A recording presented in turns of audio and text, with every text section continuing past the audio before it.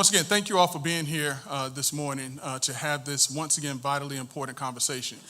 In stating what Chief Rulon had said about having community stakeholders to come on board to have this conversation, I also recall that Sheriff Mina has also made a statement that some of the issues in the community relate to the economic conditions. And I may be taking some liberties in quoting what you said, but what Sheriff Mina said is that jobs are needed in these communities and that this is one of the issues that is affecting underserved communities or communities where there's a high incidence of violence.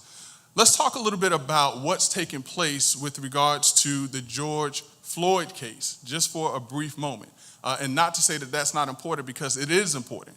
Because what has been sparked from George Floyd are nationwide protests that this country has never seen before. What has happened is a call for a defunding and a disbandment in certain areas of law enforcement agencies and facilities.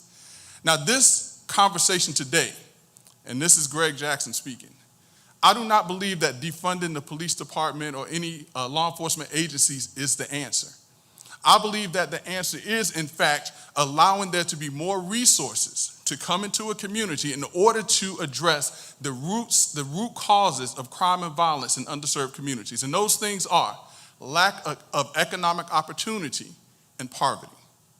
If we can address these two elements within our community, I'm not saying it's going to take away everything, but it's a part or a piece of the puzzle of how we address violence in underserved communities that may spill out into other areas. Now, the protesters we've heard have gotten this conversation started. A lot of times I tell folks, if you are here in the state of Florida, you know a lot about thunderstorms and hurricanes. Those are two things that we know a whole lot about. I love to see thunderstorms. My grass gets watered, it gets green, everything's come back, the rain comes down. But I sure don't like to see a hurricane. A hurricane can have some of the similar effects of a storm, of a rainstorm, because what a hurricane does is it brings rain. It fills our aquifers and different things like that, but it brings destruction. It knocks down trees. It tears down homes. It messes up families. It displaces businesses. That's what a hurricane does, while the rainstorms bring the rain. Think about the protests. We have nonviolent protests, and we have violent protests. Rioting, looting. The silent or the peaceful protest, that's our rainstorms. It's bringing some much needed conversations to our community and helping us to get the message across of what's going to help our community. But then we also have the hurricanes that while they bring destruction, they also bring some beneficial aspects to them, which is the nourishing through the rain and the things that it brings about. And sometimes that wiping away of land with hurricanes helps the regrowth of the areas that it's destroyed. So while I don't necessarily agree with violent protests, I do understand the necessity of the violent protests, because it got us to do what?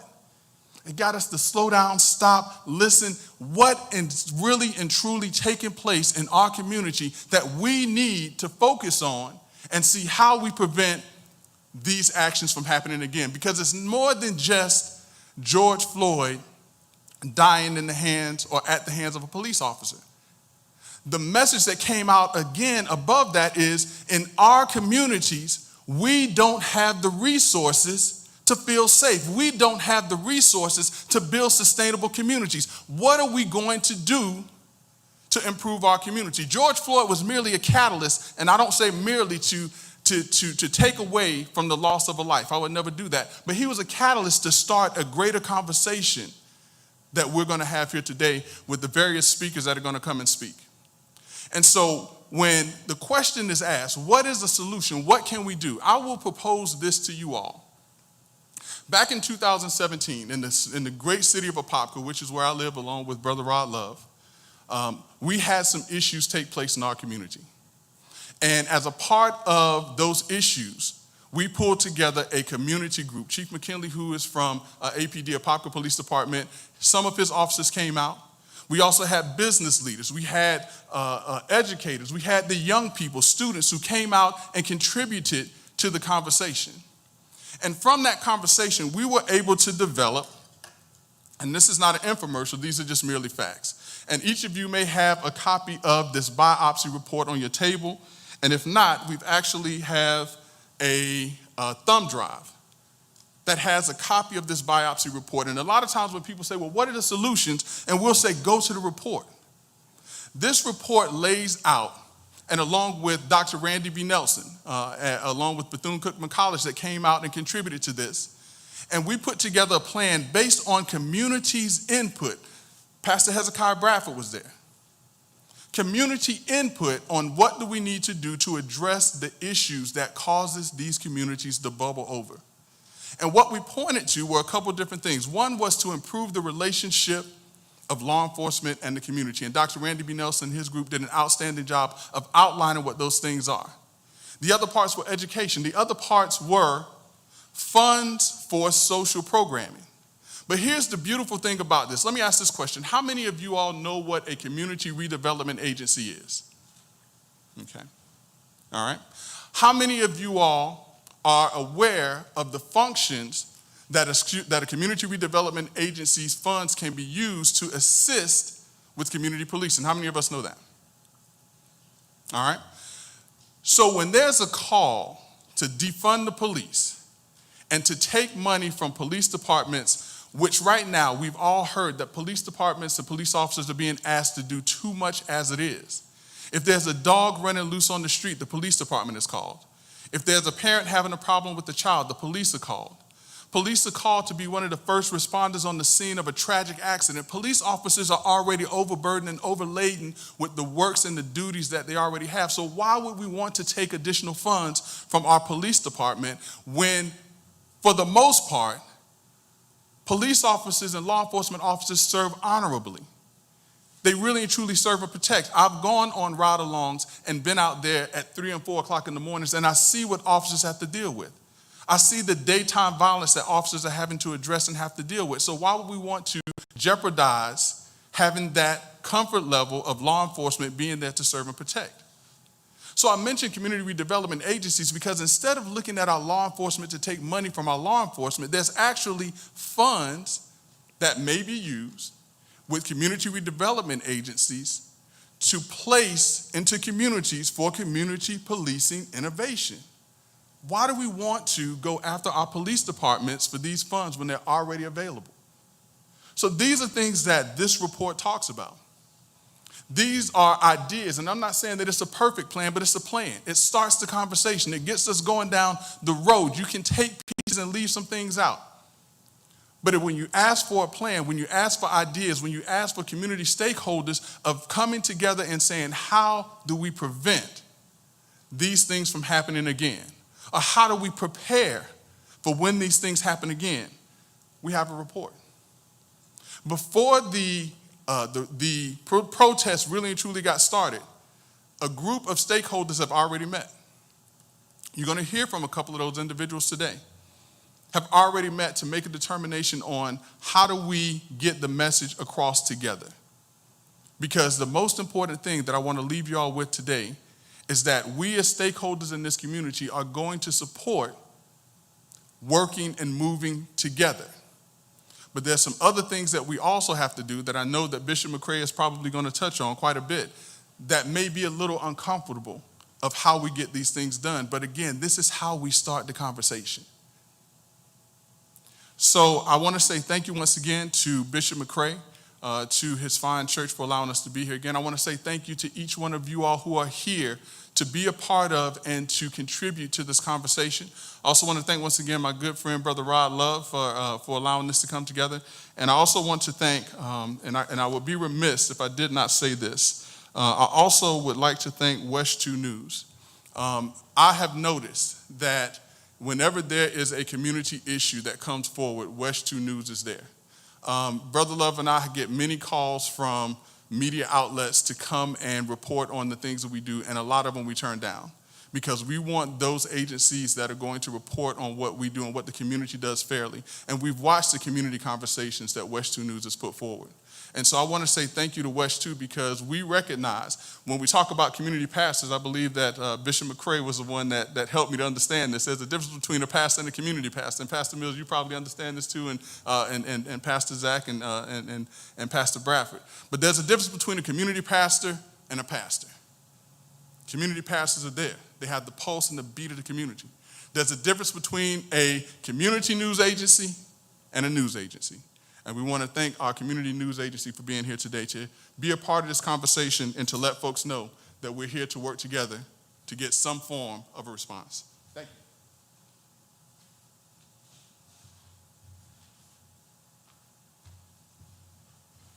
Wow, it's challenging to always come behind an attorney who is so well versed at putting his verbiage together. But that's Attorney Greg Jackson. Thank you so very much. Listen, I'm going to be very brief with mine, and I'll come back towards the end of our discussion because I want to give way for us to hear from some phenomenal individuals that we have that are coming as well. One of the things that I want to say is today we wanted to gather you together when Rod and I and a few others, Greg and a few others gathered together, and we began to really kind of think about what is needed. One of the first things that we thought about was the fact that we want to bring everyone together in an environment where we can begin to just rethink things. And the truth is our community is hurting right now. And there is a lot that is needed. And this is not a moment that we can afford to pass over the attention of. And so we have to give strong consideration because our community is no longer interested in sympathy or apologies. We're not interested in repentance, which means a change, a turn. We're interested in seeing things differently now. And so there must become an occasion that we begin to put something forward beyond our words. Something has to go forward beyond our words. The anger, the frustrations, the fear that you see within our community is strongly because of the fact that we've heard words for years. And we're saying now, no more words. We want actions. And we need documented actions that are going to kind of go forward. One of the pushes that I really am strong on, and good to see Deputy Freeze here today as well, is that we have to become diversified with our law enforcement agencies. There must be more, and I'm going to say it now, blacks in leadership and also hired. And with that being the case, we have to be willing to be honest. I look around, I see Deputy Smith and I see Eatonville as well, but I don't think it's enough of us in the room, especially for this conversation. We have to have diversity within the African American community out front, speaking out loud. And this is not taken away from any of our white brothers and sisters or our Hispanic brothers and sisters. I'm just speaking about blacks at this time. That there has to be a strengthening of black people with the badge on, sing, because that speaks volumes to our communities. And so that is one of our appeals, definitely. So staffing of diversity has to take place. We got to figure out how to do even a stronger job. And a lot of people didn't even know about this until this episode took place, in which the protests are happening now. They didn't even know a lot about the citizens review committees. That has to be strengthened. It has to be more focused, vocal, and we got to see a great diversity upon that. And we need it to be beyond just paperwork. It has to have some power to even subpoena. We want to have the abilities to say and to know that those who sit there are not just for photo ops, but they're also there to implement and to advise. Watch this, because we're not saying that all law enforcement is bad at all. We're saying that we have some bad law enforcement officers, and that's been my common speech. And several of you know we're very good friends. My common speech has been everybody's not bad, but we don't have enough attention and strength coming behind to highlight those who are. And then when you get in times of crisis, you run into moments that now what you've done beforehand shows up now. And I'm saying that we got to make sure that we are putting things in position in place that I don't doubt that this will be the last time that we ever have this incident. I just want to make sure that next time we're not repeating these same problems, that we're not going back and saying again, let's see how we can pull together a diverse group of individuals. We should be beyond this after this. There should be a identifiable change the next time we come back. And so I think in this room, you have people who want to work alongside law enforcement, want to work alongside law enforcement. We want to see a greater gain. And today, with some of the teaching that we have that is going to come forward, or speakers that we have, and some of the pioneers that we have as well, I think it's going to speak volumes. And if we can really get on this page, because I'm afraid of us not getting it right this time. That's just something that I have to say again. I'm afraid of us not getting it right this time. No telling where things will go if we don't get it right this time. And I think I'm a pastor, so God gives us this thing called grace. And I think right now we're in a graceful place. But the Bible tells us, the scripture says, how long shall we continue knowing that grace abides? God forbid. There has to be a change. There has to be a difference. And today I'm encouraged to see your faces. It's very encouraging to see your faces and to see you with pens and paper. That's encouraging, because it helps me believe and feel that I'm being heard, that we are being heard, that the message has been taken seriously. There's a young man who's really an old man that I've respected for so many years. And I grew up in his garage.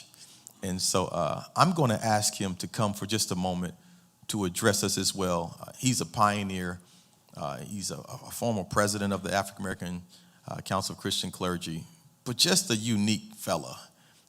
And so I want y'all to help me at this time to welcome Pastor Larry G. Mills.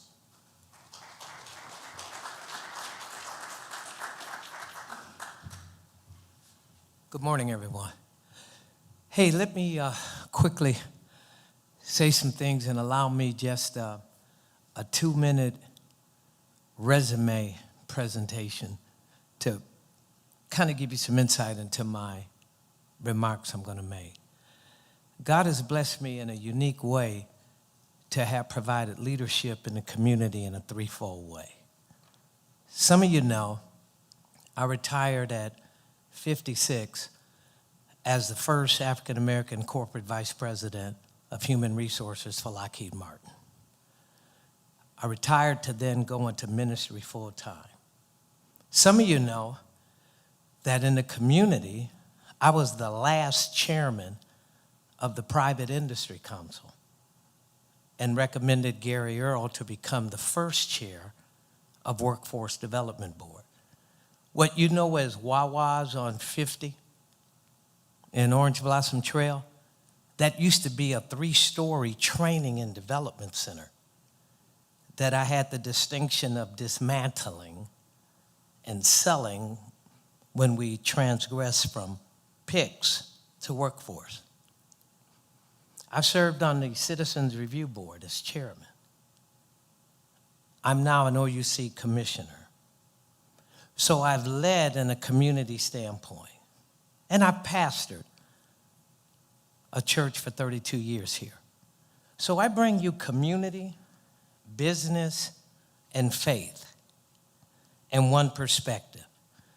And the thing that's missing, and Greg, hear me clearly, I'm not sure it's resources as it is prioritization and collaboration. Where are the businesses? When I was vice president of human resources in Lockheed, we flooded the sheriff's department and other agencies with diversity training.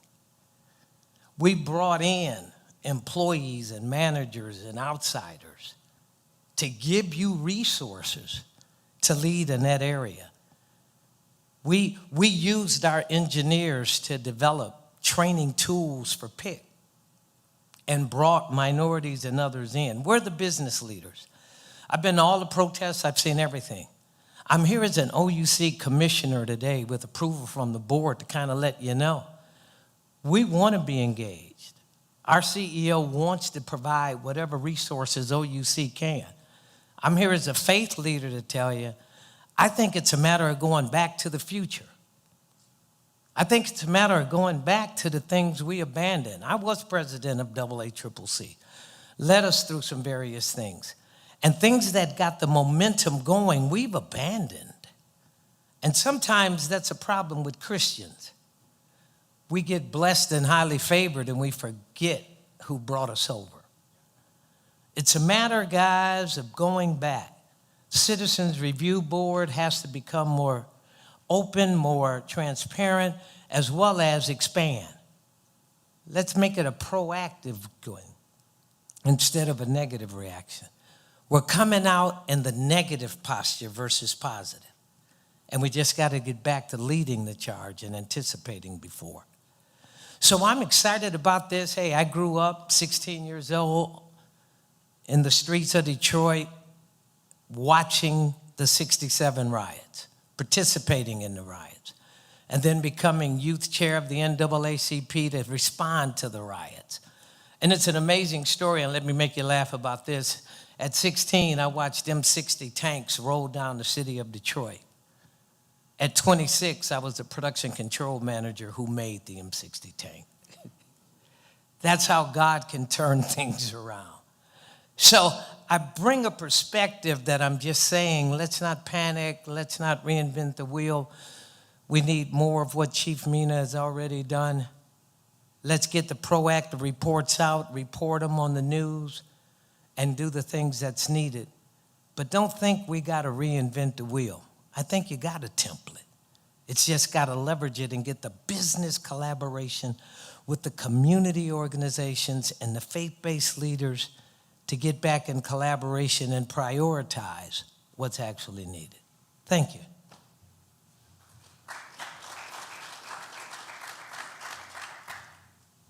At this time, we're going to hear from Orlando Police Chief Roland, and followed by him would be also Sheriff John Mina.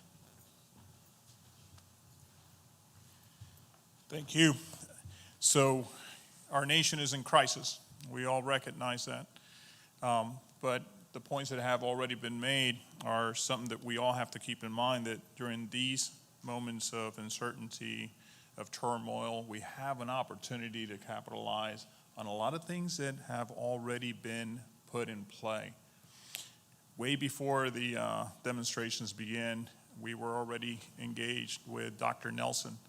Dr. Nelson, of course, everyone understands how pivotal he has been in developing programs, the APOPCA program that you guys also share with us here. That is something that months and months ago, we were already trying to put in place here in the city. The Sheriff's Office, the Orlando Police Department, all the law enforcement agencies here, they're all striving to provide a better service to the citizens that we serve. But even in our community, we have different policies, we have different ways of doing business. There's not consistency across the nation when it comes to the way that we should model those policies. So we have a lot of work to do. We have an opportunity here to take best practices and, if anything, make Central Florida an example to others of how it is that we can accomplish that. To your point, sir, when it comes to the corporate side of the house, it's funny that this is the second time in less than 3 days that I have heard that from a corporate member of our corporate community, where the doors are open for us to send our people to give them the wonderful training that most of our institutions already offer. We've had meetings already.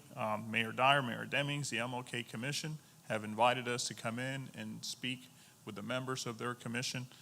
We've had a meeting just yesterday with the Dueling Dragons, a program that is meant to address at-risk youth. The sheriff and I had an opportunity to talk to the kids where officers volunteer their time, and deputies, and a firefighter was there also to try to embrace those kids early on and help them, and even help them with college applications and getting their essays done and what have you. That's been going on for a very long time here in the city. But, yesterday when we were trying to get those kids to ask us questions, they were hesitant. They were afraid to engage us in conversation. And a big takeaway from that is that we understand that our youth are in fear. They're in fear to engage a law enforcement officer, except for those officers that obviously have dedicated a lot of time to be with them. And we, the sheriff and I, were products of the Neighborhood Patrol Unit program. We were assigned to neighborhoods. We got to know the community. We need to bring those things back. We need to have a lot of positive engagement with our citizens, not wait for a call for service to dictate that. When it comes to one of the things that we also are challenged across the nation is that there's not consistency, like I mentioned before, across the United States. You have 18,000 law enforcement agencies, and everyone is doing something slightly different. We don't even have a CAD system, a system that allows us to process 911 calls, that is a system that is standardized for the entire country. Even our radio systems are different. Sometimes someone cannot communicate with us who may be in another part of the state. So we need to also do a better job of coming up with these ideal models that are best suited for us to provide our services to our citizens. We also need to make sure that we do a better job of better branding our profession. Unfortunately, we're constantly dealing with social media. We're also dealing, of course, with what the audience dictates that media outlets put up as part of their format. And there's a lot of great work that's going on, but unfortunately, the negative stuff continues to resurface. Just this morning, when I got up and I saw one of the stations do coverage, they were covering an incident that happened regarding a member of the Orlando Police Department back in 2015. And there's a judgment of a certain amount of money that the officer responsible for to give to the victim in the case. So the coverage included a video of the actions that the officer took against that individual, which were wrong. That individual was terminated, and through arbitration, the individual was brought back. But why do we have to bring that up during these times? Why was it so important to bring that story up now? And that's one of many stories that continue to come up during these negative times. So I think everyone needs to do a better job. We all have a responsibility of doing a better job to best address the current situation. I think everyone can play a role in addressing the current situation so that we can move towards constructive rebuilding, constructive relationship building in the process. As far as recruitment, I'm glad that that was brought up.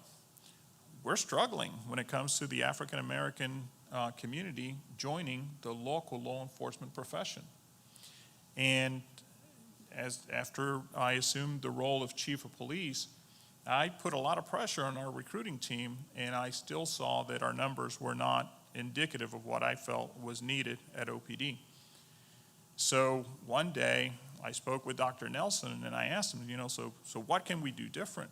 And Dr. Nelson also mentioned that one of the things that we're challenged with is the fact that how the profession has been portrayed, family members may not be inclined to encourage their sons and daughters or relatives to join the profession. Now imagine this. At the Orlando Police Department, at one point we were at 17% representation African American within the Orlando Police Department. We service, some of the numbers are approximately 24% is the city of Orlando's African American population. We were at 17%, we're down to 13%, right? The numbers has gone down, has not gone up. So I got mad at our recruiters. I basically said, what are you not doing right? As it turns out, Dr. Nelson, what he told me, kids are not inclined to join the profession. I also visited our academy. And when I went to the academy and I looked at all the recruits that were there, including the ones, and many of them are self-sponsored, individuals who want to join the profession and pay for themselves to join it. I looked, and sure enough, that was even more scary. But I am a minority. I represent, obviously, the Hispanic population. When I looked in that room, I saw a lot of Hispanics. So it made me wonder. I know that Hispanics have not been, Hispanics have also suffered in this country. But yet, and at the hands sometimes of some things that are questionable when it comes to law enforcement, yet I still see a bunch of them trying to join. What can we do different? Or how is it that maybe we can address that when it comes to all minorities that should be represented in the law enforcement profession? So if there is an ask from me today for everyone here, is that please, please, please encourage any highly qualified individual that from the African American community who has been thinking about joining law enforcement to become part of that change, to become part of this great profession that unfortunately it's required to wear body armor, to carry a gun, and take a risk of losing their lives for someone that they may never know. We need to have that representation today so that we can develop the leaders of tomorrow to be represented within our profession. The more that process is delayed, the more that will affect future leaders. And we have to have leaders of all races within this profession. So with that, I will finish by saying this. When it comes to the Orlando Police Department, our history, prior to me becoming chief, Sheriff Mina and others before us, transparency has been something critical. We publish all of our data when it comes to our uses of force, officer-involved shootings. When it comes to calls for service, there's a dashboard that basically allows for every citizen to take a look at that. Also includes the specifics of who was involved, what were the circumstances, especially when it comes to officer-involved shootings. But during these talks, I've also saw that maybe there's an opportunity for us to publish our uses of force and the details involving our use of force data. So we're doing our best to try to be as transparent as we can by utilizing technology to be able to accomplish that. So I don't want to take more time. Obviously, we have other speakers, but just want to say how much we appreciate the opportunity to come to these sessions. I personally think it's better for us to hear the concerns of our citizens than it is for us to tell our citizens what we're going to do for them.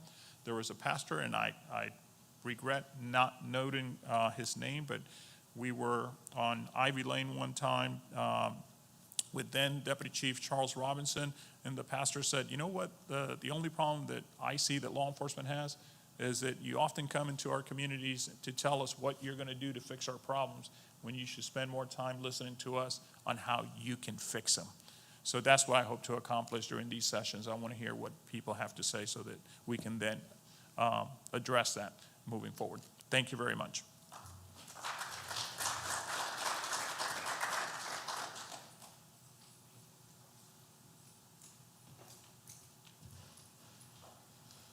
Well, good morning, and thanks to Bishop McRae and Rod and Greg Jackson, all of you who came here to have this very, very important and timely discussion. And I've said this many times since the incident, and it's important to talk about that. It's important to talk about the incident in Minneapolis that happened 15 states away, but still directly affects our profession and our community. And I said this before, I'm sorry for the injustices that have happened in this country. Sorry for some of the injustices that have happened here in this community. And over these past couple weeks have had a wonderful opportunity to listen, as Chief Rolón had mentioned. I've been to several protests. I've walked, I've prayed, I've knelt, I've been heckled, I've been yelled at, but that's okay. I understand. I understand why. I also think it's important to recognize the incremental change that law enforcement has made over the past 3 decades. we have many, many good men and women in this profession, many of them in this room right here. And we've come such a long way from when we all started in the early 90s. Body-worn cameras. We don't use chokeholds. We have implicit bias training. Look at some of the things that law enforcement is now doing in the community. Chief Rallone mentioned the Dueling Dragons program. Kids from the area that the officers and deputies patrol, their same area. One of those kids, about 2 weeks ago, witnessed some violence in our community. He recognized the first responding officer and was able to help give information on that crime because he trusted that officer, because he had been in the boat with him paddling side by side. That's what it's all about. Deputies handing out food to our community who is in need. So I do want a little bit of credit for our great profession that has been trying, knowing that we still got to improve. We got a long way to go, and we have some issues in our profession. And there definitely needs to be a change in policy. Many of the agencies in this room here that are represented, some of the most progressive agencies in the nation. And in the past 2 weeks, we've been flooded with ideas and suggestions and new policies and best practices. And many of the community members were happy to know that we do all of those things. We do all of those things here. But is there room for improvement? Are there adjustments or tweaks or things that we can change? Absolutely. Could we make our policies more clear so that not only our law enforcement officers understand it better, but our community members understand where we're coming from? So we are listening to our Citizens Advisory Council, and we are taking input from, believe me, we've been flooded with emails and letters and phone calls, and we are taking input from our community. It's important to listen. But I will also say that there are a lot of socioeconomic and racial disparities in our nation that need to be solved as well. And when Greg brought up about defunding law enforcement, that's not the way to go. I wholeheartedly agree that we need more funding for youth programs. We need more funding for social programs, drug and alcohol treatment, and mental health. Florida is one of the worst states when it comes to mental health. But we can't take that funding away from and at the expense of law enforcement. Every day we get calls about how come there's not more officers? How come there's not more deputies in my neighborhood? So that is very, very critical for us. We have to represent our community. Leela, stand up. Come on, stand up for me. All right, you sit back down. So very proud of Leela and the work that she does here in this community and her efforts to recruit from this community, so we will represent this community. Many of you know my undersheriff, Mark Canty, African-American male from Pine Hills, from this area. And that's a great example of the leadership in this community and how diverse that we are. So we are going to continue to do that, but the most important thing that we can do is continue to listen. And I know that, I've been around a while, right? I've talked about excessive force with Monica May. I've called Pastor Mills and told him, hey, when he was the president of the AACCC, you're going to see a video and you're not going to like it. But I promise you it's going to be investigated and it's going to be handled. And I've talked to so many more of you about this issue, and so I understand the frustration. Why are we still here? Why are we still here? So I guess my message is that law enforcement, in this nation is far from perfect. We are far from perfect in this area, but we have some of the most progressive agencies in the United States. And the great thing about it, Chief McKinley is the president of our Chiefs Association here in Orange and Osceola. We come together every single month, and we talk about things like use of force, and we're gonna get together to make sure that we are leading by example and ensuring that we all have consistent and the same policies. So some of the things that I'm part of several national organizations of law enforcement leadership. Some of the things that me and those leaders from across the country are advocating for, like Chief Rallone said, there's 18,000 different law enforcement agencies. There is all these organizations, the Chiefs of Police organization, the sheriffs, the Police Executive Research Forum, which is a think tank on the best practice in law enforcement. They've already come up with a national consensus on use of force, right? Many of those policies are in our policies, but the problem is they're not widespread throughout the law enforcement profession. And so all those things you've heard about, chokeholds and the things that should be in the policy, they talk about that de-escalation, the duty to intervene. That's all in that national consensus on use of force policy. So one of the things that we are advocating for is that law enforcement agencies, that there be legislation that law enforcement agencies include that language in their policies, because that is where a lot of the shortfalls are in our profession nationwide. A national registry on decertified law enforcement officers. So here, these agencies here, some have the staff to do extensive background checks. And we do a very good job of that. You're talking to neighbors, talking to old employers, looking at everything in their background. But that agency in North Florida that has 10 deputies, that they can't afford to do that. And so that's what happens. That's how we slip through the cracks, and that's how they hire a decertified officer from Ohio into that agency. So there needs to be a national registry of decertified police officers that anyone from the public and any law enforcement leader at the click of a button can find out what happened. And so right now, the FBI has already developed a national database on the use of force.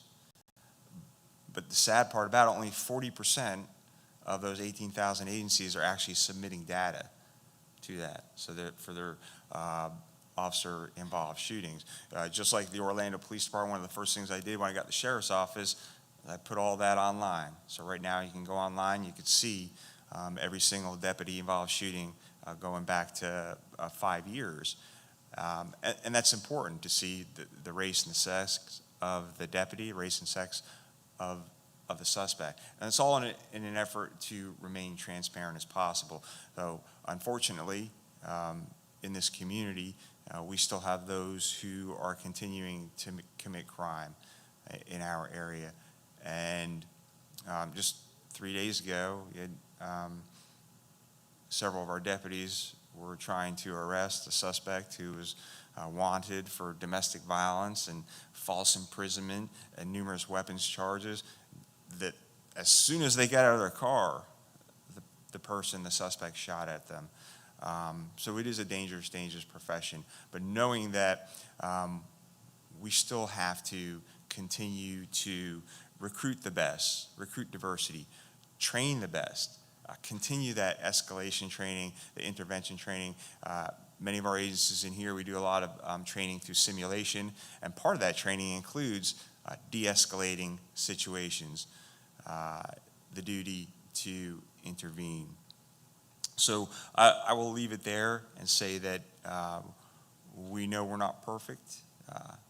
We do a lot of things right, but there is always room for improvement, and we want to listen to the community. We want to take their input, and then so our action will be the change or the adoption of some new policies. Our action will be even more engagement. We do a lot. We do a lot in the community, all these agencies here, but maybe we need to do a little bit more within our communities to help bridge that gap, to help continue to build that trust. So again, thank you for this opportunity. Thank you so much for having this session here. And again, we're no strangers to being out in our community and listening to our community, and we are here to listen to you.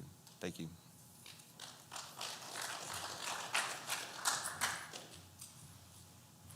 Thank you again to our chief and to our sheriff as well. At this time, we're going to have a person. Yes, sir. There will be. We have a space for that as well. At this time, we're going to hear from a person who's no stranger to our community, a pioneer. And so I want you to help me welcome at this time Dr. LaVon Bracey.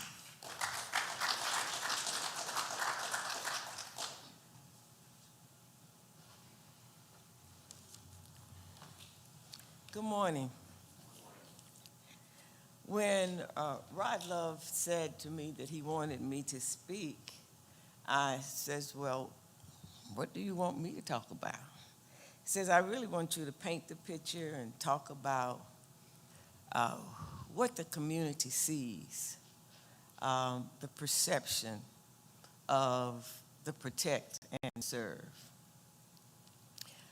I grew up in St. Augustine, Florida, in the 50s and 60s.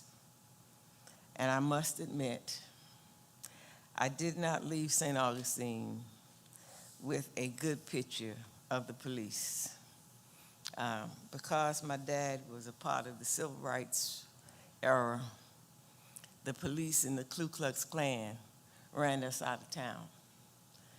So as a result of that experience, to this day, if I'm stopped by a policeman, I get nervous. My perception is that because of an experience that I had 50, 60 years ago, I perceive that when I get stopped, I will receive that same kind of attention today. So perception becomes reality when we think about it. In our communities, you have a kid, you tell that kid you aren't going to be anything. Your daddy wasn't anything. That perception to that kid is that I'm not going to be anything. I won't succeed. So perception becomes reality when we hear it, when we see it. So I decided when I got this task to make a few phone calls. I talked to people in the community. I talked to a couple of retired policemen. And I told them that I had a task for today.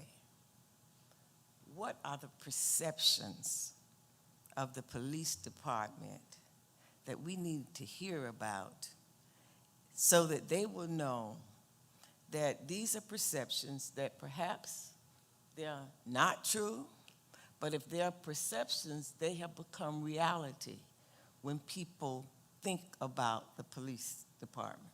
So let me tell you what my assignment found. First thing I was told, the culture needs to change. Policemen will lie to protect another policeman.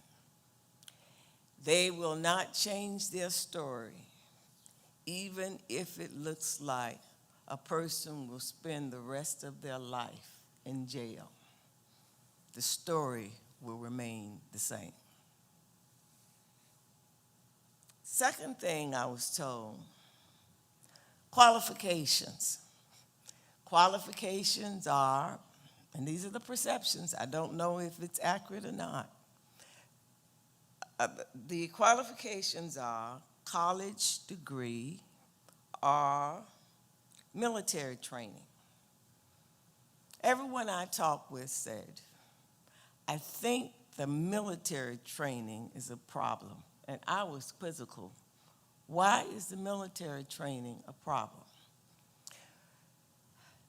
They felt that those coming out of the military are having difficulty making the transition because when you're in the military, you are told what to do, you do it, you give a command, there is no talk, it's done.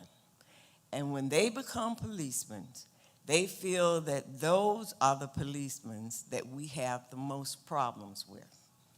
One person said, has anyone ever done a study to see how many people who have complained about the police, those policemen came to the police department with military training and not education? I don't know the answer to that. I told them that I would bring that up today so that the policemen can look at that to see if there is a correlation between those that you accept with military training as opposed to those you accept with college degrees. Thirdly, I was told the Citizens Review Committee has no power, and it's a waste of time unless some teeth is put into the Citizens Review Committee. I was also told the Professional Standards Division is corrupt. And I said, now, give me some idea of what you mean when you tell me that the Professional Standards Committee division is corrupt. I was told that if a policeman does something and someone gives a call to that committee division, they're going to find a way not to punish that person. That's the perception. I don't know if there is any validity. I'm just a reporter. That's all I am. I was given an assignment. I'm just giving you the report from my assignment.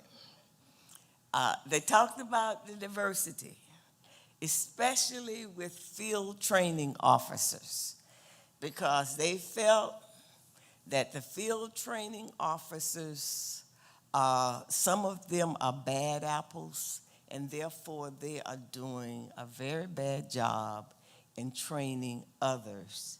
So, I don't know, that's the perception. We talked already, you talked about de-escalation training. They say that the training is there, but the policemen don't take the training very seriously. Seventhly, communication.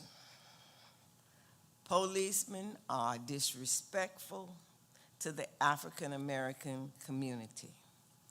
They spend all of their time, a lot of their time, profiling blacks. You can be assured if you're male, you wear your pants down, you have loud music, you will be stopped for something. They're trained to do that. That's the perception. And finally, collective bargaining. I was told that collective bargaining allows cops to lie, to steal, to kill, and get away with it, and nothing is done about it. I give this report because I think what we really need to do is change the perception. Because if this is not what the police department looks like, we need to see how we can change the perception so that when I call and I ask, give me your ideas, that I'll have a different report than I gave you today. Thank you so much.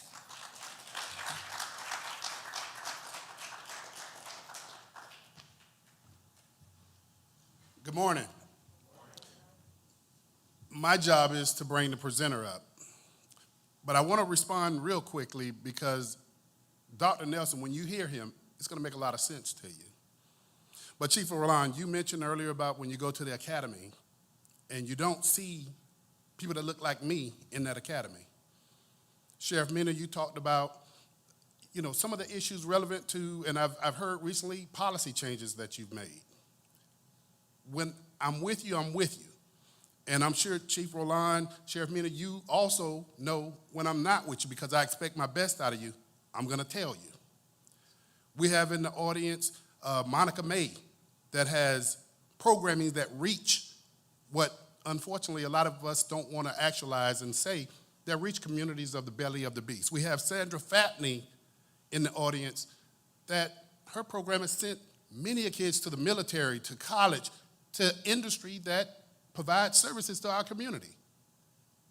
We don't expect law enforcement to do it all. I'm gonna just tell you. But there's an expectation that we have of law enforcement, that law enforcement is gonna do right by us. I saw a young man die on TV. And I've seen this time and time again. And I'm sick and tired of seeing it.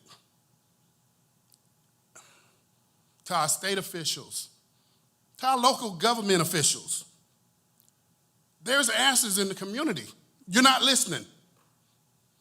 I'm sick and tired of being sick and tired. The man that's gonna come up here, I've known him for 25 years. We've worked together for 25 years. We've taken pages from law enforcement, CompStat, put resources where you know resources need to be based on empirical data. I was gonna call him a young man, but both our hair fell out at the same time, so I can't call him a young man anymore. But the guy who's coming to the stage, he knows what he's talking about. He's attended Eckerd University, University of South Florida, and FSU. This guy will refer to himself as a country boy from Wakulla County. This guy is smarter than anybody else that I know. Without any further ado, I want to bring my friend, Dr. Randy Nelson, to the stage.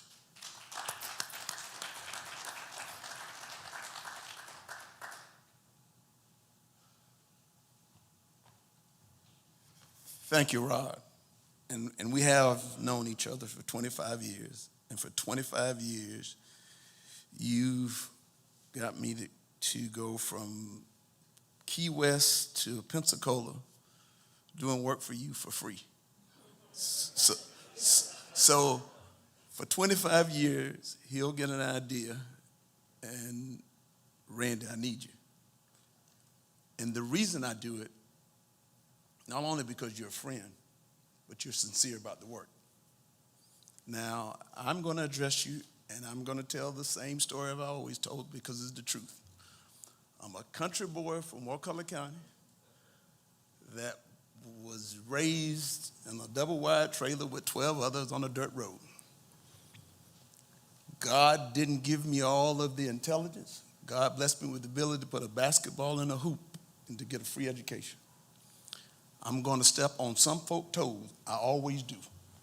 So I apologize in advance and know that my heart is Christ's heart, that I love. There isn't anybody in this earth, on this earth, that I don't love. And that's required of me. But I also recognize that what we're seeing today in law enforcement and communities, if anyone can stand up here and say, we've done our best and we've done what needs to be done, we would be lying. And you can start with me first. Our best hadn't been good enough. Our best is for today.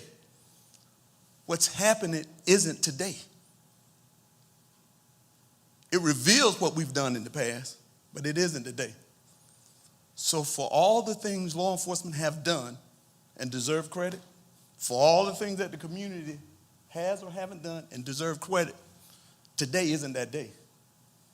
Today is, what do we need to do to prepare for the next crisis? At Bethune-Cookman University, I'm the director of the Master's of Criminal Justice Administration program, and we also have an esteemed dean, Dean Bracey, who's of our religion School of Religion. I stood up that program and work it left to right. It's completely online. I hate online because I like the interaction. I like the give and take of interaction. It's more difficult to do on an online setting. But with this pandemic, it showed me that that is the wave of the future. I need to get on board and do better. And this is the same thing that this is showing us that we all do. Law enforcement, everyone needs to do better. So that's where we'll start the premise. Now, relative to the nobility of law enforcement, that's a given. I don't think law enforcement need to beat themselves on the chest. And it's a noble profession. It is. Now, it used to be in the top 3. Now it's in the top 10. If you talk to law enforcement, they'll blame it on the media and other things. When I go to the community and do community training, guess who the community blames their issues on? Law enforcement. So I go to law enforcement, it's the community and it is the media. When I go to the community, it's law enforcement. I say both are correct. Both are correct. It is the community. A lot of the issues that are impacting the community has a role and responsibility in that. A lot of things that happen to law enforcement have a role to play in why they're being viewed that way. That's just a fact of the matter. When we can step outside and it's not about protecting our image, protecting our ideology, when it's not about all that, when at the end of the day, whether you're black, white, green or yellow, Jew or Gentile, Hispanic, non-Hispanic, you want a safe and nurturing environment to raise your family. That's everybody. Even in the worst of communities, if folk consider worst of community, maybe it's crime. Even in the worst of communities, the majority of folk in there want the same damn thing that everybody in this room wants. And when you can agree and accept that, I think the work is better. Now, in terms of law enforcement, there are 2 professions that I don't give a pass to. There are 2. Law enforcement and teachers. Law enforcement have the authority under the law to take life and liberty. So if they don't want to be held to a higher standard, they shouldn't be in the profession. That's true. Teachers can destroy dreams early, and that's just as deadly as a gun sometimes. Those are 2 professions that we don't give passes to. Now, the flip side of that, law enforcement, the standard can't be that they're Jesus Christ. They won't make mistakes. That can't be the standard for no man that walks this planet. That can't be the standard. But the standard has to be when you know someone shouldn't be in that profession and we don't do enough to get them out. That's the problem. When we look at folk record that get in trouble and they've been in the agency for 10 to 15 years, you can't blame the community on that. That person dwelled among you guys forever. And the sad part about it in law enforcement, most good officers try to stay away from that person. They'll move him around, but yet and still he manifests within that agency and does damage. On the flip side, that you go to the community, someone's child shot, broad daylight. But yet, when law enforcement get there, no one saw. I didn't see anything. I don't know what happened. That's not law enforcement. That's the community. You have to take that responsibility. So when I say, is this and that? Absolutely, it's this and that. Law enforcement has some blame. The community has some blame. Now, the truth of the matter, we all have to make this better. And you can't make it better if you're touting what you're doing today, but yet it's not failed when something like this, when the winds blow. Because they will. Law enforcement is a profession that something can happen in Timbuktu, North Dakota, yet we feel it all right here in Orange County. Whether you Windermere, whether you Winter Park, or whether you Edgewood, it doesn't matter. That felt. And I take it very, very, very seriously. I have law enforcement all over the country calling Bethune-Cookman University. Do you have students? And they know that I do an excellent job of trying to produce those students. But there are folk that shouldn't go in law enforcement. And I'll tell law enforcement that he's a nice student, but law enforcement isn't for him. Law enforcement need to do the same thing as a profession. I have 2 sons that I love more than life itself. One is 12 and one is 19. My 19-year-old couldn't do law enforcement, and I'm honest with him. That's not your, this isn't your calling, son. My 12-year-old, I am, son, if this is what you want to do, I support you 100%. We have to do a better job of it.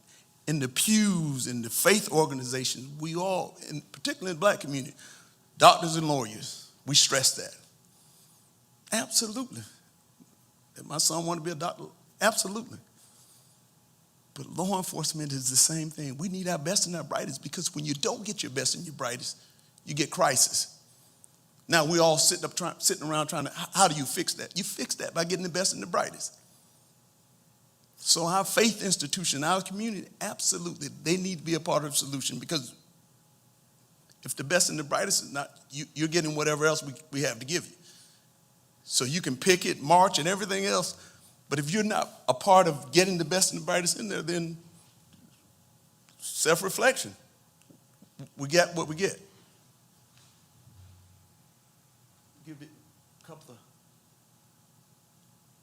nobility of law enforcement. No one is compelled to choose the profession of law enforcement, but having chosen it, everyone is obligated to perform his duty and live up to the high standards of his requirement. That was then. That's still the same to this day.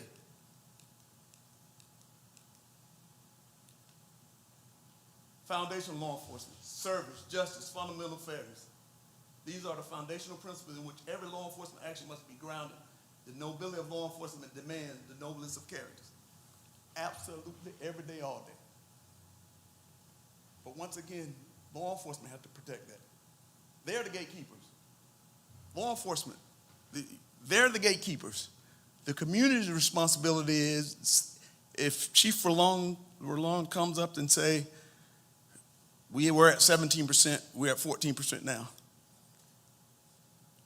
We need to hold him accountable to bringing in good folk, but we also have a role as a community, making sure that he has a pool to select from. It's difficult. Even at Bethune-Cookman University, we put out students year after year after year. We had 2 females that are with Flagler Sheriff's Office now. We have someone at Hillsborough. We have them all over the state. But it's very difficult, because they'll say, Dr. Nelson, I know you like law enforcement. I say, no, I like safe community. But it's not how I feel about law enforcement, but how law enforcement feel about me. And that's a legitimate question. To this day, my mother is 80 years old. If law enforcement were to pull her over right now, to this day, in what color, she'll call me, baby, is this one of your friends? The fact that she has to ask me that. And it goes back to what Dr. Bracer said. My mother's experience with law enforcement is still just that. How someone views the badge is based on the lens in which so you'll get guys come out of the academy with a shiny badge. I'm here to save the world. And rightfully so. In their heart, they really do. And then they'll go to a community and don't understand why the folk are looking at them like with a jaundiced eye. If the only time a black boy or a brown girl sees law enforcement is when they're coming in taken out, what other perception or opinion would you think that they would have of it? That is their opinion. That's it. I tell law enforcement, for as many arrests that you make in Pine Hills and South Tallahassee, you have to find ways to circle back around that young 13-year-old boy, that young 12-year-old girl, see law enforcement other than taking my brother, my uncle, and the folk you're taking out. 9 times out of 10, they should be taken out. Absolutely. But if we're not circling back around, it makes it more difficult for others to say, choose law enforcement as a profession. And we have to do that. Now, I'm not inclined to say that because you're black, you need to service the black population. I'm not there. If you engage people as a folk that black, white, green, yellow, Jew, or Gentile, they want a safe and nurturing environment to raise their family. If you engage them like that, we can meet.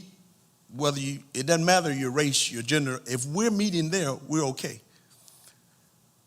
Dr. Bracer mentioned perception. That's a huge part of our training, perception. Because the way I view the world as a black male born and raised in rural North Florida is different. It's different. Not deficient, but different. If I were to pull over a black male with saggy pants and gold grill, and I would be lying to you if I told you that I didn't have a perception of who I think I'm dealing with. I would be lying to you if I told you that I pulled over a white male in Marion County on a dirt road that had long hair, a swastika tattoo here, Confederate flag. I would be lying to you if I told you that I didn't have a perception.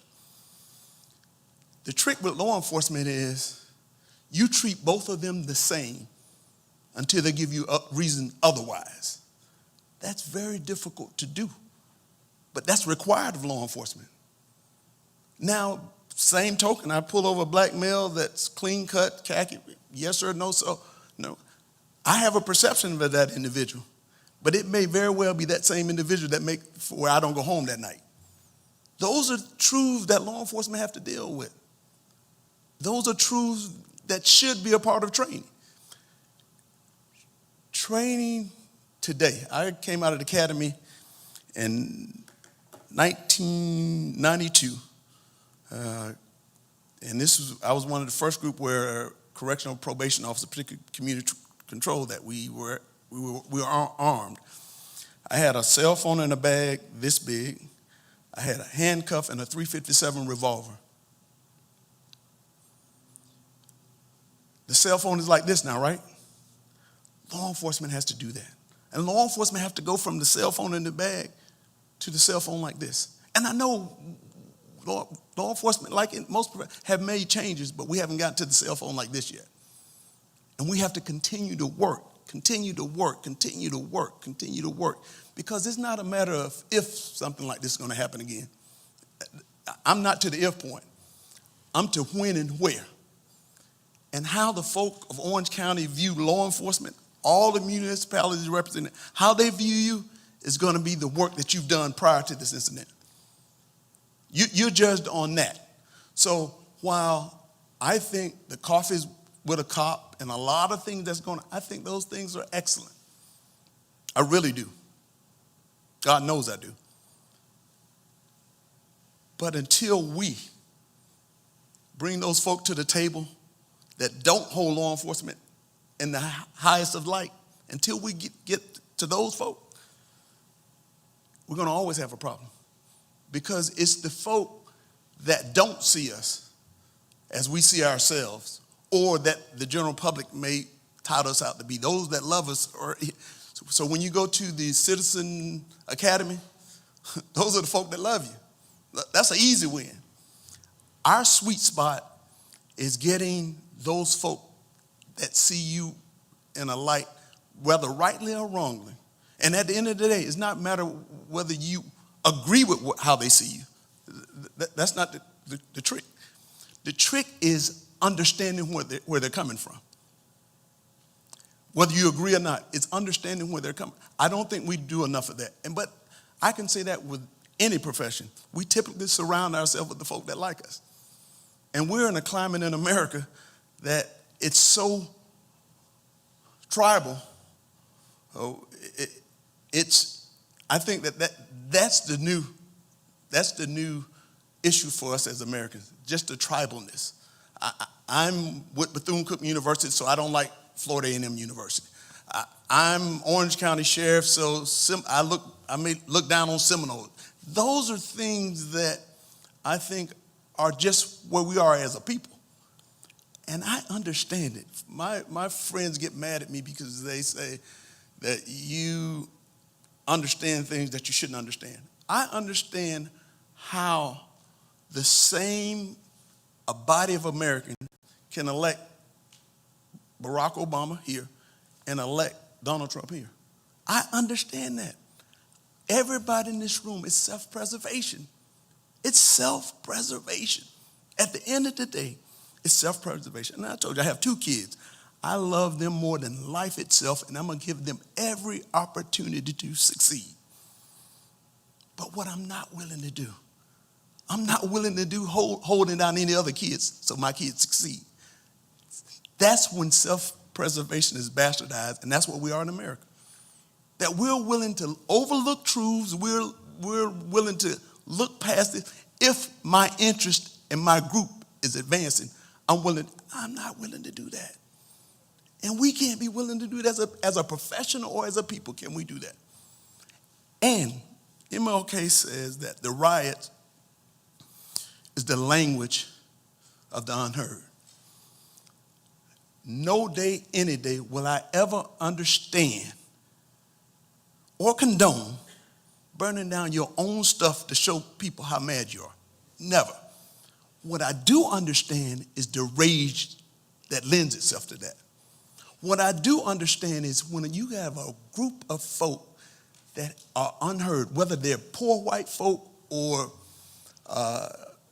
outcast black folk, when you have a group of folk that feel they have no voice, you can have a Barack Obama and a Donald Trump. You can have that. Because every poor white family, every black, at the end of the day, we want to know that our kids are going to have an America that they can thrive in. So if you have poor white folk that are looking, saying, the population is going down, what else will my child have? What advantage would my child have to be able to live a life, the same life that all of us want to live? That's understandable. That's self-preservation. As I said before, but we as a people have to get to the point that self-preservation isn't bastardized to the fact that we're willing to hold someone else down for that to happen. We're not. Because if we all rising together, you got fewer crime. You have better school system because we're all committed to it. I don't have to take my kid out to public school to put him in private. And that's the advantage I'm willing to give my child. But all my children go to public school. I just make sure I hold the public system accountable. And we have to do that with every system. So all of the conversation about police reform, I'm not the bandwagon guy. Because educational system that does severe damage to our kids needs to be reformed. Communities need reform. Families need reform. Every institution in America, if you were to shine the light, needs reform. The trick is, who's committed to do that work? That's the trick. The trick is who's willing to step outside and say that what we're doing, how we're doing, may be good today, but it's not going to help us tomorrow. Who's in law enforcement willing to do that? Who's in the educational system willing to look at, these are the measures, and by any measure known to man, we have a segment of the population that's always at the bottom. What are we doing differently and how are we doing different? The other part of that is, out of all this education that I have obtained over the years, the most profound education I received was from a grandmother that had very little or no education. But because she cared about the human spirit. Law enforcement, education, community, all of it is about the human spirit. And when we can meet there, I think that we'll do it. But there's a lot of work to be done. I would be lying to you if I were to get up here and tell you that Orange County and everyone is doing great, and these are things that are just happening everywhere else. No, folks, we got work to do. And when we feel we don't, therein lies the problem. So with that being said, I don't have a problem coming here having this conversation. I'm going to take my butt right back to Wakulla County.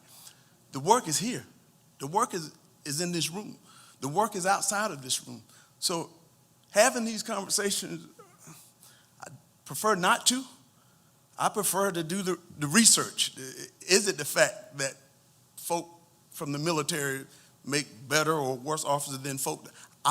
From the research I see, I think it's more about their lived experience. Some guys in the military, and most law enforcement look at, military guys come out and they're used to a structure, following policy. They're used to that. Some of the problem is folk that don't do those things. My problem more is having a 22-year-old with a gun and a badge after 8-9 months of training. I have other problems The military may not be one, but maybe I need to add that to my study. But there's a lot of things that we do need to study. I think that there's value into all those things that you listed. Absolutely, there's value to that. There's value, and last but not least, you have a lot of think tanks. You do, but a think tank in and of itself don't solve problems. I think you have to go to the belly of the beast, to the people. And that's part of my problem with think tanks. I'll get invited all the time to think. That's not me. I need my knowledge, my experience, and how I share, how I develop training. It isn't based on what national groups are doing. It's based on me putting on jeans and tennis shoes and going into Fort Lauderdale and Jacksonville and Orlando at barbershops. That's how you get a sense of the spirit of the people and what they need. And if we did a lot more listening to those in the belly of the beast, and a lot less, we are doing this, we're certified through this, we're doing that. Not that we shouldn't do those things are good, but I think that the essence of the work that we're doing is in those communities that we're serving. So thank you for your time, and once again, I'm going back to Wakulla, but you guys those of you in the room got to do the work, man. That's it. There's no easy answer. I can't tell you anything other than you must do the work. Thank you.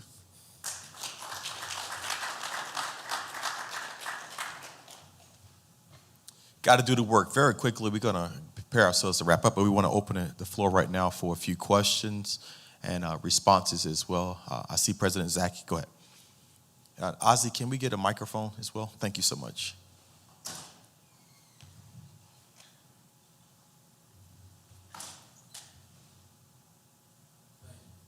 Thank you for facilitating this. It's good hearing from you all. My first question is to Sheriff Meany. You made a good announcement saying that, in essence, that you were encouraging officers to report when they see misconduct, other officers. But on the heels of that, the union says that they're diametrically opposed to you. So how do we deal with that mixed signal, which really, in some instances, exacerbates the problem, especially in this season? And so we need some understanding about that process. That's a great question, Pastor Zach. So right after the George Floyd incident, as we talked about the life drain out of his face, what I was looking at as a law enforcement leader was not only that, which was horrific to watch. I was watching the officer with his knee on his neck. I was also watching what those other 3 former police officers were doing. And I was watching their action and, more importantly, their inaction. And I said, how could this happen? At the Orange County Sheriff's Office, the Orlando Police Department where I grew up, we have been training to intervene for years.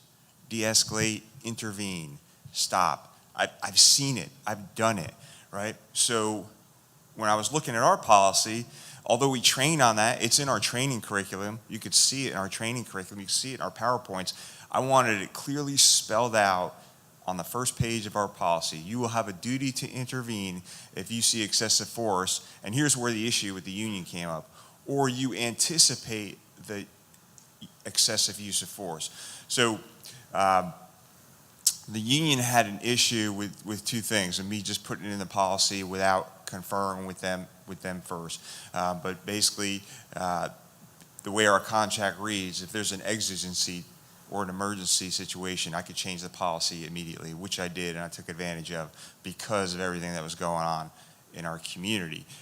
So the word they have a problem with is anticipation.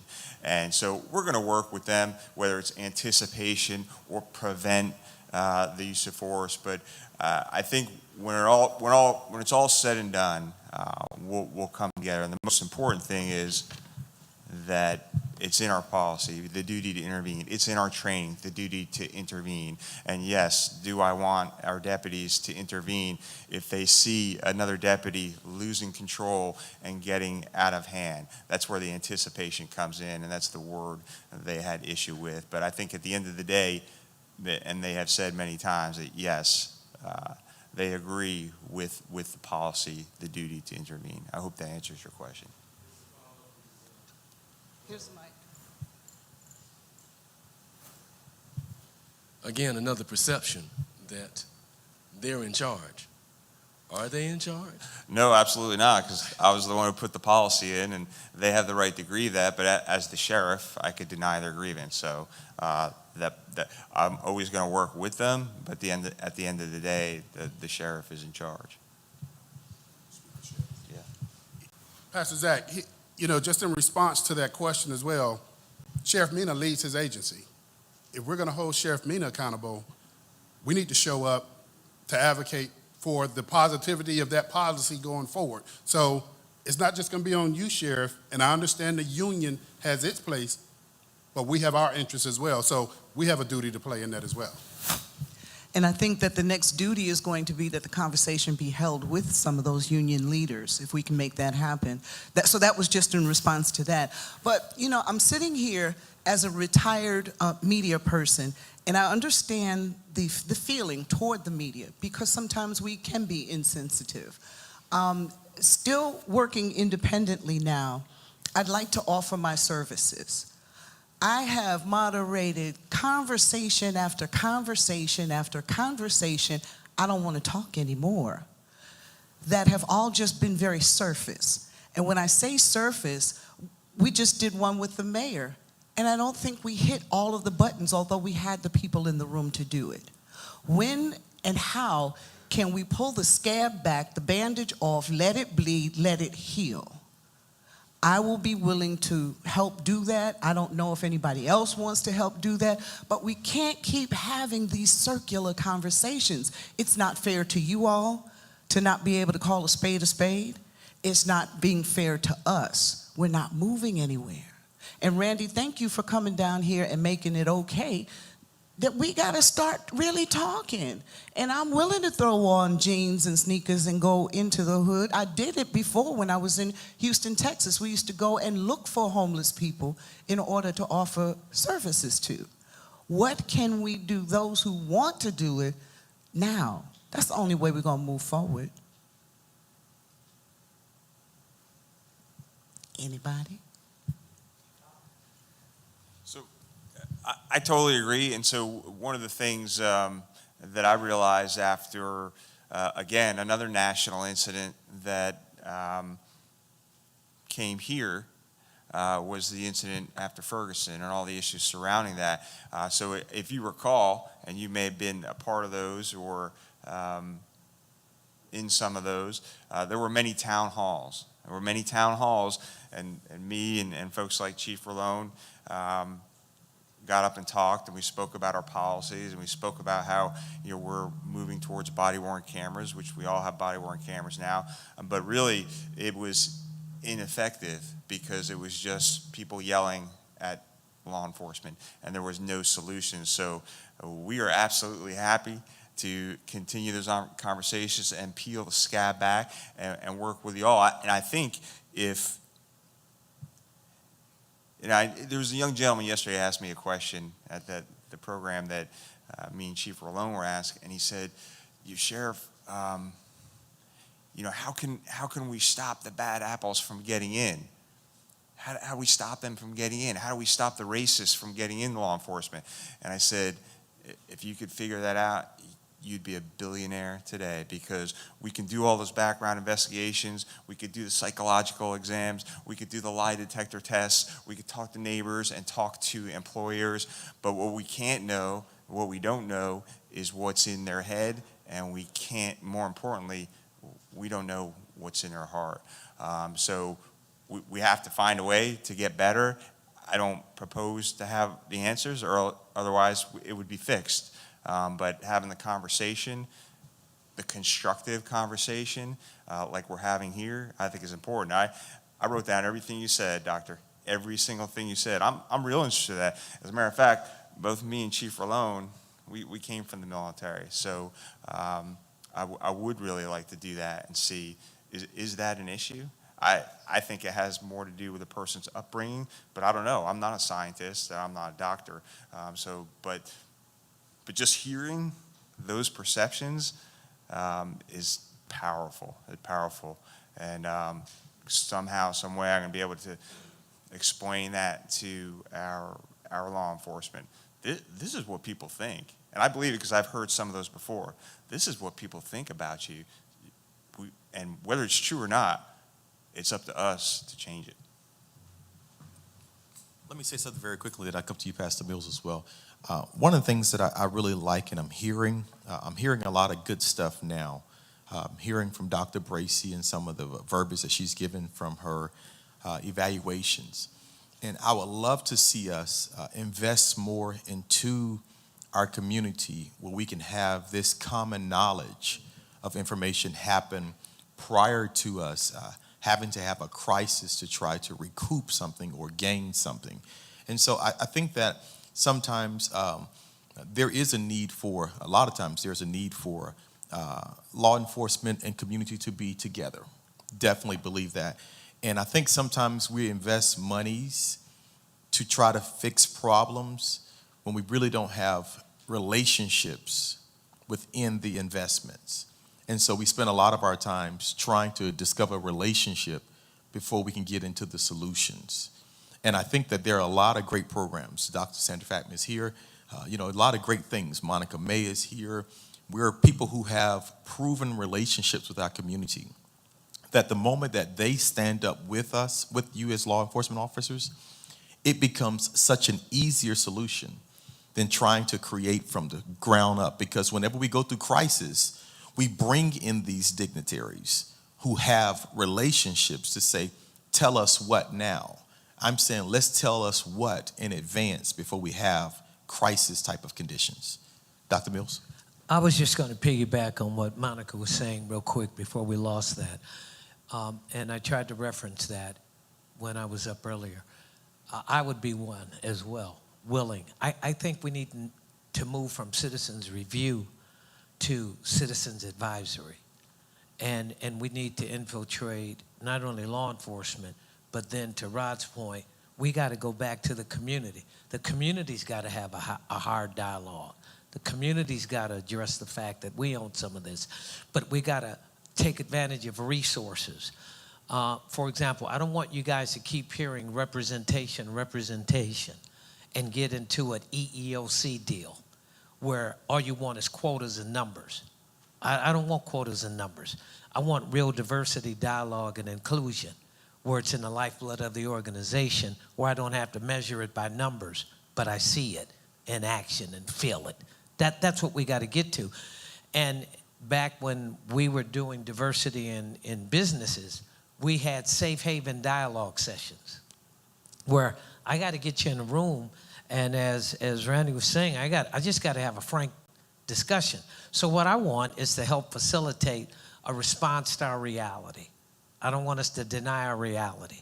I want to help facilitate a response to our reality that's more proactive than negative.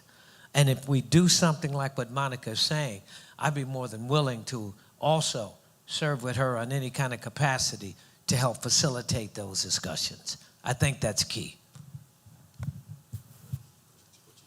If I may, real quick, as we go over excellent suggestions, right, and ideas, I think part of the process should call for how to then take all those wonderful and great ideas so that we can formulate a plan, and then we can then implement that plan with the community's guidance and our stakeholders, basically guiding that process. And oftentimes, it calls for the leadership that you see here in a lot of these meetings. We need to have our deputies, our officers, our front line, the ones that are out there every day in the neighborhoods rendering those services, to be part of those key sessions like these, so they themselves can hear those sessions, right? And so, having said that, what I'm trying to get at is that as we come up with the great suggestions that we're all sharing here, I think we also need to make sure that we dedicate specific timelines to say this is phase 1, phase 2, phase 3, and then measurable outcomes to have in place so that we can say we are moving in the right direction or not. But Dr. Bracy, I just wanted to say real quick, the sheriff and I, and if I recall correctly, John, we didn't have any college when we got hired. Thanks to the city of Orlando, we were able to get our bachelor's degree and working on our master's, but we did not have any college. He was in the Army, I was in the Marines. We have a lieutenant colonel, right? Your father, Eric, what was he? Lieutenant colonel in the Marine Corps, history of. So the members of the armed forces, I think they do bring great qualities. But there's always someone who doesn't represent those individuals. But that was a great series of things that you brought up. When it comes to the one that you said, that one caught my attention. A culture that tends to turn the other way. I can tell you that I personally was guilty of that at one point during my career, where maybe someone engaged in a discussion or an argument with someone and said things that they should have never said, and I could have stepped in, but I didn't. And that's what we need to address, and we are addressing with our troops, that those days of you saying, well, maybe that's not my business, I don't have to get in the way of that, those days are gone, those days are over. That should not be part of our profession. Okay. Good afternoon. I'd like to make a statement to two of the things. When we look at community involvement, that's an unbelievable opportunity for police enforcement. Captain Carter, he makes us very aware of things that happen in the community. So he has our numbers. He gives us a text message or call or whatever. So we feel comfortable talking to him because he is talking to us. And a lot of time with law enforcement, I've had a conversation with quite a few young African-American men as to why they don't want to be a part of the police department. One of the main things that they say is they never see any of us at the top. So they don't want to be in a position to where they don't see themselves going up the ladder. So that is one of the major reasons. And honestly, when I look at my community, most of the people who come to my community don't look like me. So I do think it is an opportunity for some form of leadership training to give African Americans an opportunity to go up the ladder and not be skipped over every time there is an opportunity for a promotion. The other thing that I would like to address is that because when you look at the clergy, when there's a problem in Apopka, I pastor in Zellwood, I get all of the phone calls from the people in Apopka. And I do think that this is an opportunity for the dialogue to continue between the faith base and our law enforcement. We should be just as much aware of the things that are happening in the community when it happens, so that we are not trying to catch up after an incident. I don't know. I could be wrong, but I constantly hear we need to come up with ideas. When we have ideas, now these are ideas that a community sat down over a period of about 6 weeks or more, and we came up with ideas that we believe would be proven energy and information for our community to move forward, and it's not even being addressed. So I don't want to hear another, let's do this and let's do this, because it's not the data that you want. If it was the data that you want, you begin to look at this data and see how can you incorporate this kind of data into what we're trying to make happen. We've been talking about some of this stuff here, Rod, since 2014, before all of these incidents around the country was even happening. But again, if our legislators and our police officers are not willing to look at what studies have been given from a community, what you're telling us is, we don't want your information. We don't want your involvement. So I do think that you do need to look at things that we know are proven in our community that will work. At least look at it. Let's sit down, because we don't need to keep going back and back. I think that's what I heard Pastor Mills said, is why are we trying to recreate something that we already know worked in our communities? And a lot of times when law enforcement comes into our communities, we know more about our communities than you do. So again, I heard the word culture. One thing I do understand is whatever culture you enter into, you need to have the knowledge of it. One of the things I like is football. New England have a culture to win. So it really don't matter. It really don't matter how bad their players are. They expect to win. And if you don't have a culture to win, like the Giants, they don't have a culture to win. So it don't matter who they bring in, they still gonna lose. So we want to have a defining moment in our communities where our culture is to begin to win. And so when we give you information that we know will work in our community, we expect y'all to use it. Thank you. Thank you. I said I came here to listen and learn, and it's been very educational. In the time, Doctor, I got two doctors in the same family, so I guess I could refer to both doctors' recommendations. But I want to make an observation, if I could.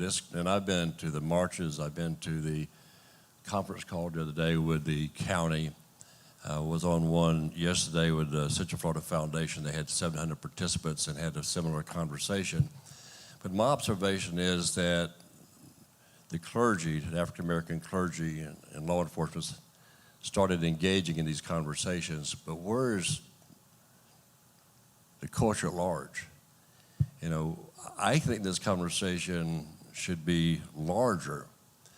And I envision, in addition to maybe 700 people on the call yesterday, some of us would like philosophies, but where's the business community? Where's the corporate community? Where's the nonprofit community in this conversation? So this conversation has got to go beyond the clergy and law enforcement, because law enforcement is supported by the public at large.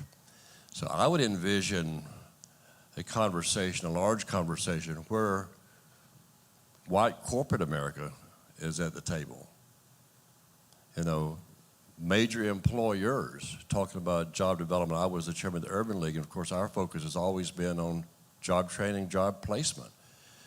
Give somebody a job, make them prepared for the job. Why not have the president of the University of Central Florida, the president of Seminole College, the market president for Bank of America, Wells Fargo, SeaWorld, Disney, the Chamber of Commerce, the African American Chamber, Hispanic Chamber, in a conversation, though, with the entire community at the table, because we all have responsibilities. And this conversation is terrific, and it's very educational, very edifying. And Dr. Bracey made some extraordinary points.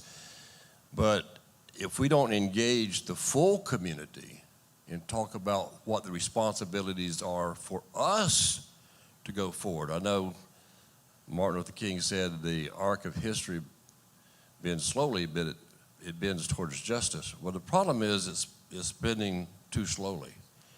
But I think we've got an opportunity now. When I came back from Vietnam, I was with the Marines. I volunteered, which shows you I'm not that smart.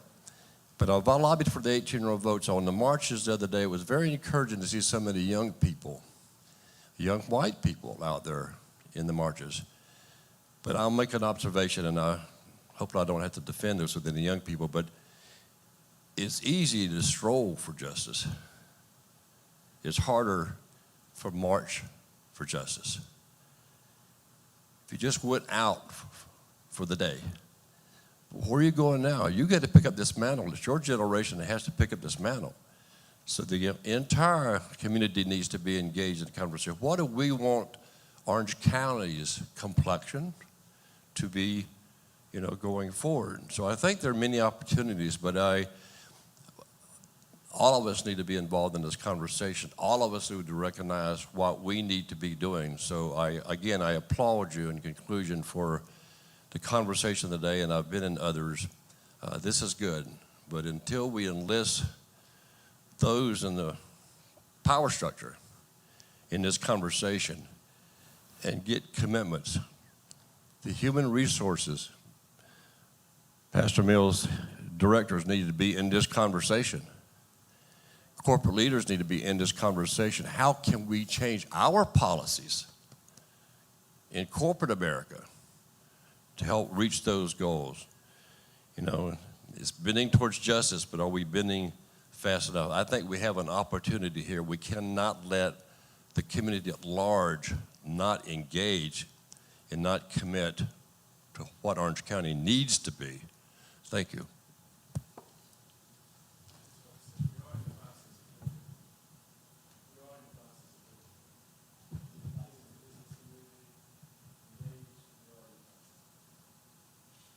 I just want to say we're getting ready to wrap up today. We want to respect your time as well, and we want to say a special thank you to all of our law enforcement officers that have come today to be involved with us, to Dr. Randy Nelson, who has come as well, and to both doctors, Dr. Bracy and Dr. Levon Bracy, and Pastor, Dr., Dean, all the great titles and accolades, and to all the partners of our community for coming out today, to Rod Love and to Greg Jackson, Let's Talk About Nation, and to West Channel 2 as well that has come today. We want to thank each and every one of you all for coming and partaking in this conversation today. As we're concluding, we want law enforcement to know that we're not against law enforcement. We're for certain practices that we're looking to see come to place. There are certain expectations that we have. And even as we walk, and I heard you say, Pastor Hezekiah Bradford, about the relationships that's involved with you and the chief, which is great. And we have the similar relationships with Sheriff Mina and also with Chief Roland, who text us and call us. I always want us to remember this, and I have to say this, that as we are seen in relationship, it does not mean that we're not seen with accountability. We have a responsibility to our community as well to have relationships, but also the responsibility is to have accountability from the law enforcement officers to us, especially clergy, as well as clergy to the law enforcement officers. And I think together we would make things happen, and we have to stay focused on the union of us working together versus us feeling as if relationship means a muzzle. There can't be a muzzle because of relationship. There has to be accountability on both behalves. And when we do that, I believe we find ourselves in a much better place. With all hearts and minds satisfied. That's church language for those that don't attend on a regular. I want to thank each and every one of you for coming today and being with us. At this moment, I ask President Zach if you would come and dismiss us today as well. Thank you all so very much. Thank you, Bishop.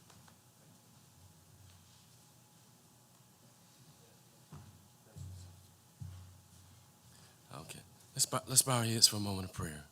Oh God, we love you and we give you thanks for your many blessings. And we're thankful for every facet of our society. But we also know, Lord God, there's been a history of issues and problems and racism and injustices and inequality, Lord God. And we just ask that at this inflection point, that you will allow, Lord God, some reforms to take place, that a spirit of compassion and love and sensitivity and passion for change, Lord God, would be ignited.